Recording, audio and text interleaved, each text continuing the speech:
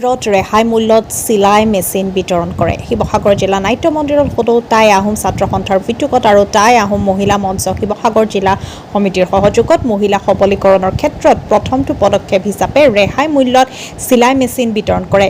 শিৱসাগৰ নগৰ অঞ্চলৰ প্ৰমুখ কৰি মগৰাহাট, খনামুখ, শিৱসাগৰৰ বিভিন্ন ঠাইৰ গোটৰ মহিলাসকলৰ উপস্থিত থাকে।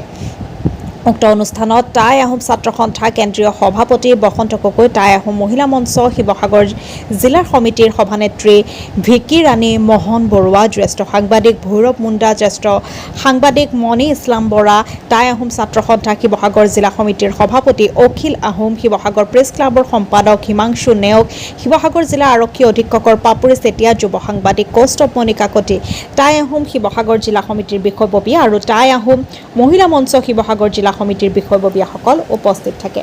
শিৱসাগৰৰ পৰা অংকুৰজ্যোতি দত্তৰ ৰিপৰ্ট, নিভাজ অসম লাইভ।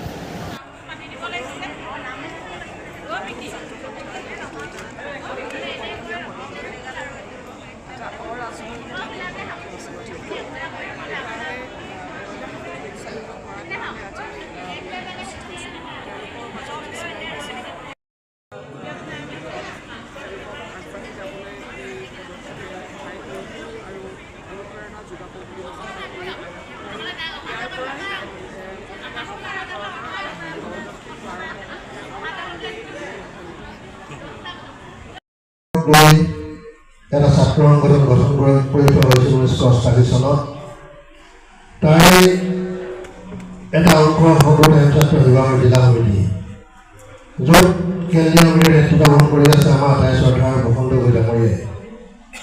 এই বসন্ত গগৈ ডাঙৰীয়াই 2025 চনৰ আমাক কৈছিল যে আমাৰ সদৌ ছাত্ৰৰ এটা মহিলা উইং আছিল। এই মহিলা উইংটো আমাৰ পুনৰুজ্জীৱিত কৰিব লাগে।